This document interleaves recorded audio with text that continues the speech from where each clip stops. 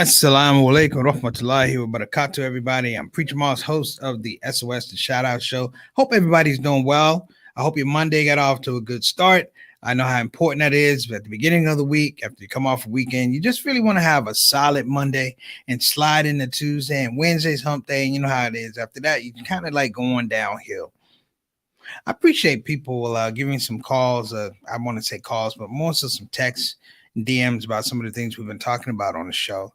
I would like to say that it's really important to be able to get that different type of perspective. And I would encourage people, if you don't mind, to send your thoughts, comments to permissiblelaughter@gmail.com. Again, that's permissiblelaughter@gmail.com. Let us know what you're thinking, because sometimes we can't cover everything in the context of a show.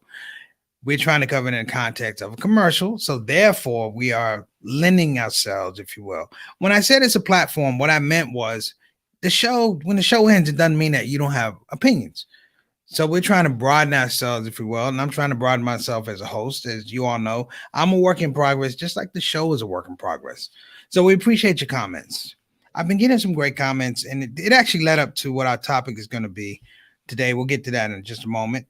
Let me start at the top. Let me tell everybody, thank you. When I say thank you, I mean thank you for coming on the show. Thank you for being a part of the show. Thank you for even making dua for us.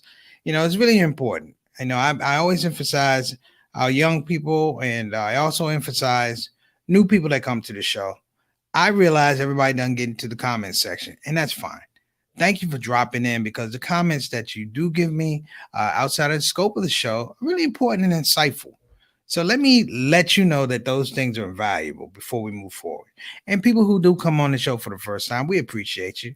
There's no intimidation here. If you want to come on the show and get to the comment section, feel free. But if you don't want to get into the comment section, we're still going to show you some love. We're still going to give you a shout out. But even more so, I want you to know that your comments and your thoughts and your perspectives are really, really important. They inform the scope of the show. And that's what I want to talk about a little bit today. Informing the scope of the show. So again, if you're new to the show, you can get in the comment section. There's no pressure. Don't have to be a wallflower. You are amongst friends and family and friends. Like I said, I'm the host. That's more like being the conductor of the show. The people who are in the comment section who have been coming since the beginning of the show, they are really the heartbeat and the pulse of the show. I draw inspiration and guidance from them, which makes this thing really, really, really unique, if you will. It makes this platform really, really unique. And what makes it unique is the people who come on the show. Let's get to some of those people. First up on the show, we have our craft services director. We have Sister Ree. Sister Ree Nolans coming all the way from Texas, Houston, Texas. She comes here all the time. She makes sure your preacher Moss, your brother's taken care of. Make sure I don't fall off. Make sure my diet is good. And she comes up really with some delectable. I've been waiting to use that word for a while. Some delectable food items. Some of y'all got to look up delectable, but it's okay.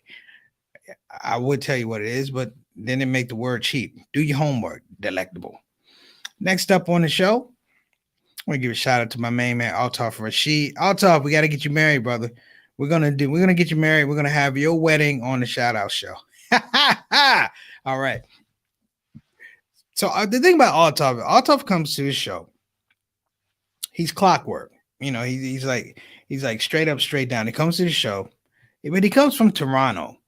And I just want people to know at 6:00 in Toronto, for him to be on the show like he is, means he is making an effort, because in any other time, if Toronto was moving around and he had to be dealing with that traffic, he may never see the shout out show. But he's been a dedicated supporter of our show, and we appreciate you all. If I've only said it once, or I said it a million times, I was short one. Thank you again for coming on the show, as well as my sister Ree. Next up, Sister Aika, a devoted sister all the way from Indonesia, Jakarta, actually Depok, just outside of Jakarta. She's a baker, she's a homemaker, and she's doing a lot of things in her space. We continue to make dua for Sister Aika and her family. Thank you so much. When she comes on the show, it's usually around Fajr time, so it's early there. So thank you for coming and spending this little half hour with us. We appreciate you. Next up. Oh, I know who's next up. And I've been forgetting. Please forgive me. The person I want to actually give some spotlight to, some shine to, is Sister Sultana. Sister Satana Whitfield, our consulting producer for the Shout Out Show. If you haven't been paying attention, brothers and sisters, my hands for the last couple of shows have been free. So when I'm talking and things like that, I'm not having to work the back end of it, the transitions, the opening, the closing, the graphics. That's being done by Sister Sultana, alhamdulillah, who's been really a quick study after a week or so, and she's learned this thing and just growing proficiency. So I'm telling you guys, when she has her own show, it's going to be a bomb. I can't wait to look forward to it, and I can't wait to be in a situation of I want to say a situational position where I can, support it. So let's get to our topic today. A more better Monday's topic today is, what does getting back to normal mean? What does getting back to normal mean? Now, brothers and sisters, I really spent some time on this idea of normal. Of course, we're still in the middle of a pandemic. We still have economic problems. We still have racial issues. We still have gender issues. We have, the newest scourge of anti-Asian behavior, which is hate. It's hate crime. It's race. It just happens not to be African Americans. And so, just as I would campaign and protest for my African American brothers, I will do so for my Asian brothers and sisters. This is real. This is real time things. But this notion that's becoming more and more apparent in society about getting back to normal. And people are saying that more and more with this vaccine. You see people trying to move back. Airline travel is bumped up. People going now for spring break. The NFL is talking about having a live draft. Baseball is having in more people. They talk about basketball bringing in more fans, 30%, 35% capacity. And they talk about these things. And what I've realized, in many regards, is very menial.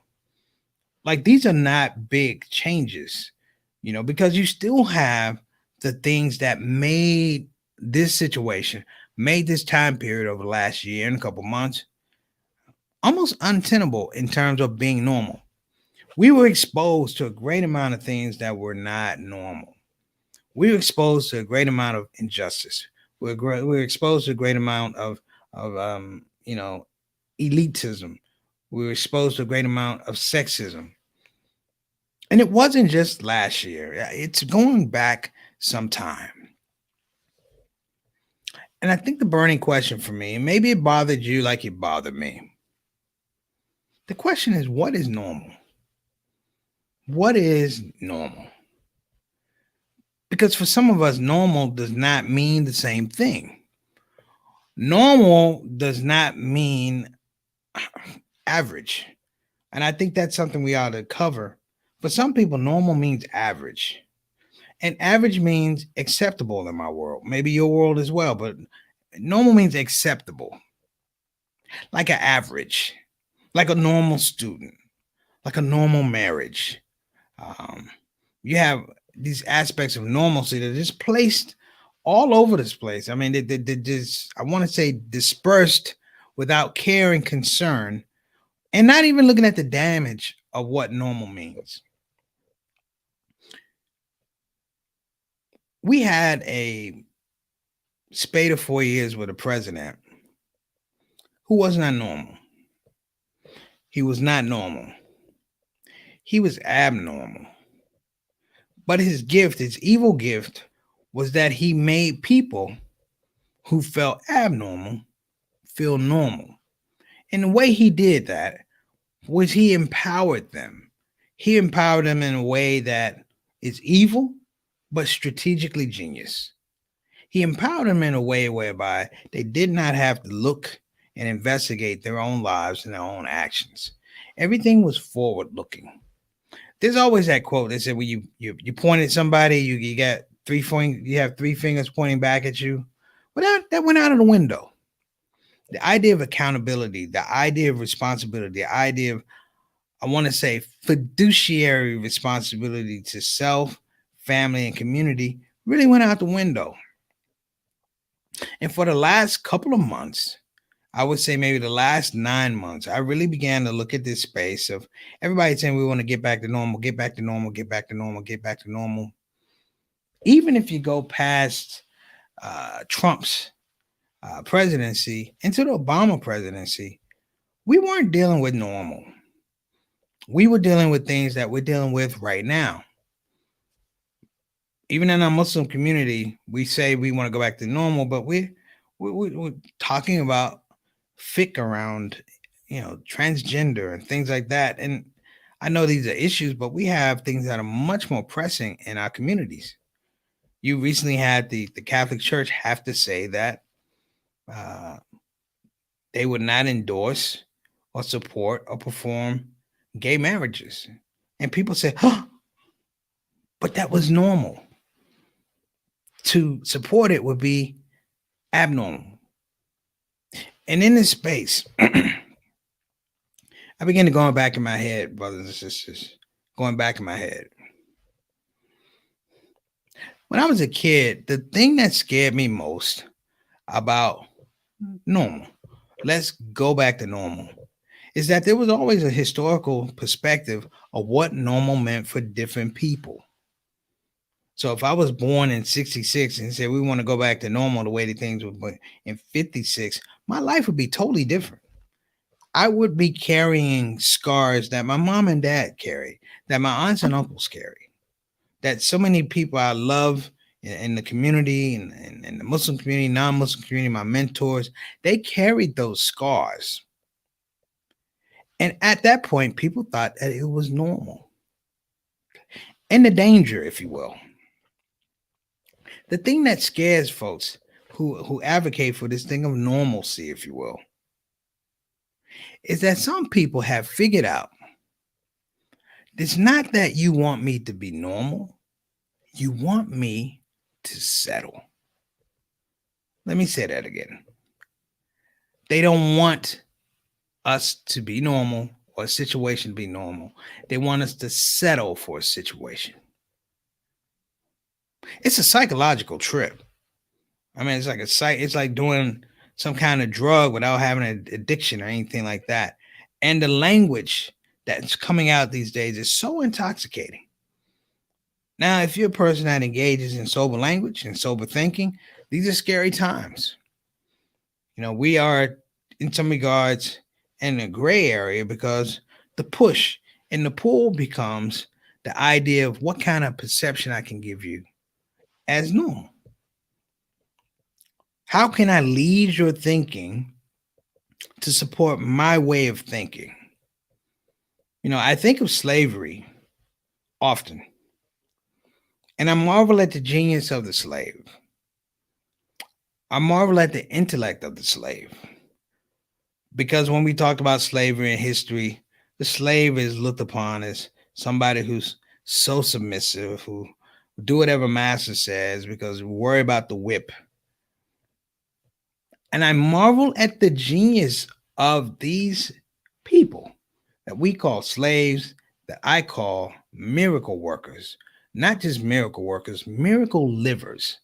They built life in the space of the most oppressive thing. And I understand what was really, really going on was for all the things that they saw and they were presented as normal to them, it wasn't normal.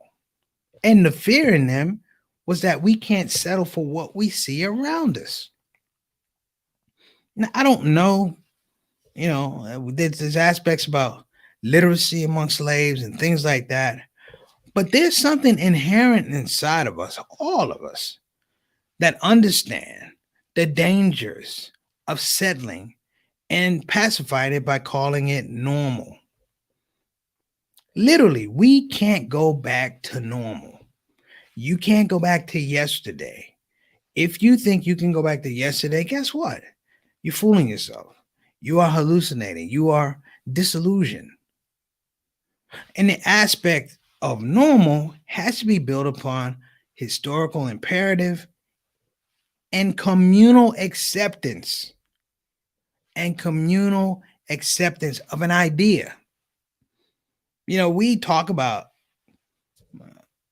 community and we talk about Building community. You know what's really, really interesting? And I'm going to throw this out. In the black community, we talk about fairness, equality, and justice, but we don't have really, really deep, developed conversations about democracy. That's been something that's escaped our community for years. What does democracy mean for you?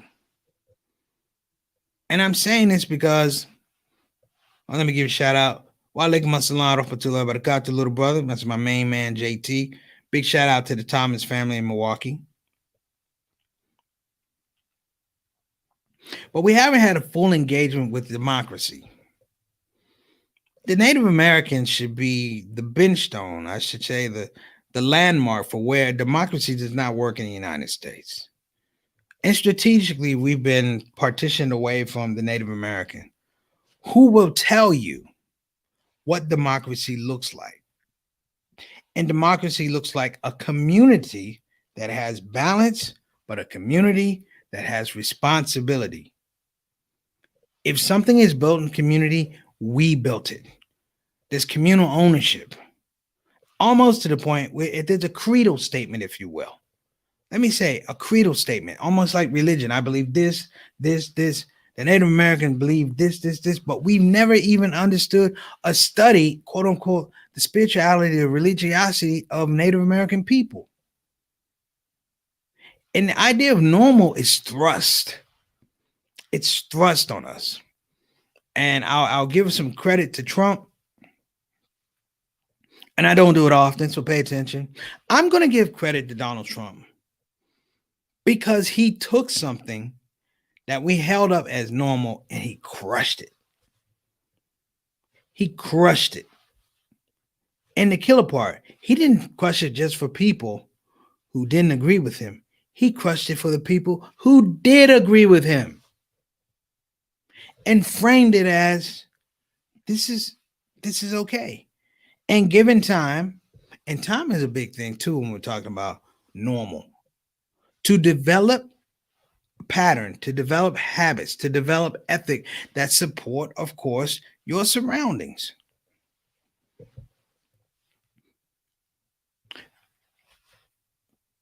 I wonder, and maybe some of you can help me with this, how long does it take to develop a bad habit? And how long does it take to develop a good habit? Let's just talk about man hours. How long does it take to develop a bad habit? How long does it take to develop a good habit? This is important. This is extremely important because the development of either one of those establish a rubric. It establishes a set of criteria, if you will, for what is acceptable.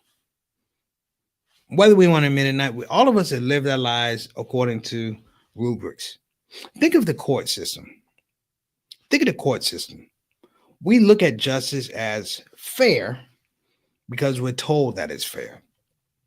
We look at justice that it's impartial because we're told it's impartial, even though we can look and say the proponents of justice, these jurists, they have slanted opinions. When they are in the hearings, they tell you everything that they're supposed to say. But when they get to ruling on cases, they bring their personality into it. They bring their core values into it. And so we get these laws that are not representative of all of us, but representative of one point of view. And I'm going to tell you why. Because we tend to believe that these jurists are normal people, that they will abide by the law that they're supposed to protect and enforce and interpret. You think when a jurist, brothers and sisters, and I just figured this out today when I was walking to the mailbox. The thing with a jurist is that we assume that they know the law. We assume that they know the law, but we don't ask critical questions about how they come into knowing the law. We all can pick up legal books, law books, right? We can all pick up law books, just like they did. But here's the difference. Here's the difference. Normal and abnormal. And I want to frame this. Abnormal doesn't always have to be negative. Abnormal doesn't always have to be negative. See, when you get to the place where you're a district judge or federal judge or a Supreme Court judge, it's all accumulated knowledge. It's accumulated knowledge. And for the layperson who doesn't take the time to investigate legal process, we assume. And that assumption for those people, those judges, those politicians, that assumption to them coming from us is normal. We assume they know the law. Why do we assume they know the law? We think that they are possessors of information. They are. They are possessors of legal jurisprudence. They understand that. But what is even more important? They have access. They have access to that. And in that space, that access allows them more access. So in the legal world, it's really interesting. In the legal world, they don't argue laws that have been long pat unless somebody brings them up from the outside. Like you can't have a Supreme Court judge go, you know what, that law is illegal. I'm going to make the argument. No, this is how crazy it is. Think of Brown versus Board of Education or Dred Scott. These judges saw the injustice and unfairness around them, but wouldn't act on it. Wouldn't act on it until someone brought it to them as a case.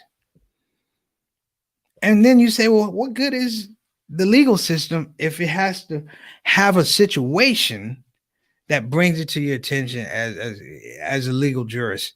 And I'm like, this is amazing. This is amazing. This is the exact same thing I talked about. Normal. And in law, they preach to us normal because it keeps us complacent. It keeps the majority of the country in a spot where they settle. They settle because they don't have access to that information, or they don't believe they have access to that information. And this is why I said, I love the spirit of the slave, because the slave has a different type of engaged understanding and intellectual circuitry. They understand they have arrived under situations and scenarios that are not normal. Thus, they can never feel comfortable with settling. That's the beauty and the curse of being Black in America. You thrive to have normalcy, knowing that you've never had normalcy. I get nervous around people who are describe themselves as normal, or worse, describe themselves as average. You know, I talk about my teachers when I was elementary school. You know, when I was in high school, I didn't have teachers that challenged me. I had a history teacher. His name was Peter Carl, and I love history. But I didn't have teachers and instructors that challenged me. And the scope was there was a normal process to school. You get good grades, you go to college. You know, they taught us, you know, how to regurgitate information, but they didn't necessarily teach us or implore the fact that we have to be thinkers. And so I celebrate sometimes when I see these young folks protesting, but with a different type of acuity. I see them asking critical questions before they go to the protest. And when they lay out their demands are literally saying normal is not good enough. So when we ask this question about what does getting back to normal mean? Is that rhetorical? We can't go back to normal. Many of us have never enjoyed normal in our lives. I'm 54 years old. I'm sure it's other 54-year-old Black men out there in there.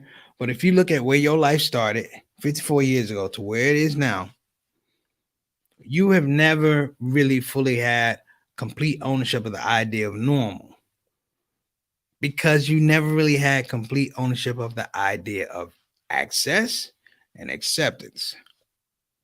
And so as we lay this case out, I implore everybody, don't be normal.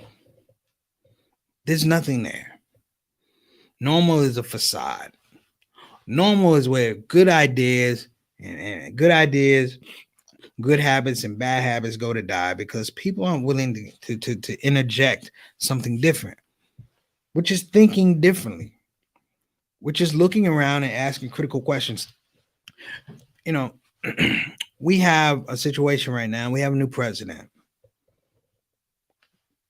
He says certain things that I agree with, some that I don't agree with. Some of them are campaign promises. But I can tell you this, going outside of my house, young black men are being arrested at a record clip. Is that going back to normal? Given, brothers and sisters, we just had a year's social upheaval about police brutality. And before that, with George Floyd, we had Ahmaud Arbery, we had Keanu Taylor, we had all of these, Sandra Bland, we had all of these examples. And we still couldn't get a space. I want to say a space or opportunity to ask critical questions. For me, normal means I'm not going back to normal. To me, you know what it means? It means I have to change the way I think. I was saying this to a friend of mine, and I've said, I've got to get out of the business of trying to explain to people who are hell-bent on destroying themselves. I have to get out of the business of trying to explain to them why you should not destroy yourself. Because in standing there, I become collateral damage. It's like being in a house that's on fire, talking to somebody who has a bucket of gasoline. And you're trying to tell them all the aspects about how to get out of the house. We need to get out of the house. This is not safe. Gasoline is flammable. And we've gone into that situation whereby this is the new precedent. We create normal out of abnormal instead of looking at it and making an evaluation for what it actually is. Being in this space, and I will go back to my enslaved brothers and sisters, requires courage, requires an outliers mentality. And it requires the last thing, and I get out of here, you have to take risk. And if you take risks, damn it, you can't be normal. So I'm going to bounce, brothers and sisters. I'm going to give a shout out to our sponsors. I want to give a shout out to BeFinanciallyIndependent.com. Again, that's BeFinanciallyIndependent.com. If you don't want to use internet, you can call us 1-800-679-3175. Again, that's 1-800-679-3175. And you could talk to somebody who's not normal. Someone who helps you manage your risk. That would be Miss Maxine B.K., the Harriet Tubman of financial freedom. So let's close out, brothers and sisters. My dedication is actually to all the people before us, our mothers, our fathers, aunts and uncles, our grandparents and their grandparents and their parents, who could not afford to be normal. And in that space, that magical, miraculous space, they understood taking risks, not for them, but for us. So for them, I salute you. I'm Preacher Moss. This is the S.O.S. Appreciate you, and inshallah, I'll see you tomorrow. And until then, don't think about being normal. Assalamu alaikum.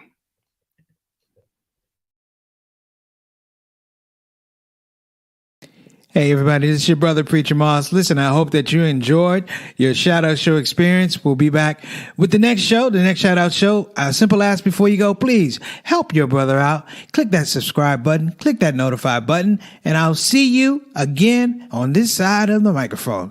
You probably wonder what that smell is. That's me. I smell good. And the reason I smell good is because I use oils from Tarif.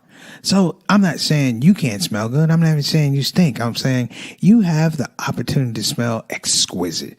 Check out tarifatar.com for some of the best oils and scents in town.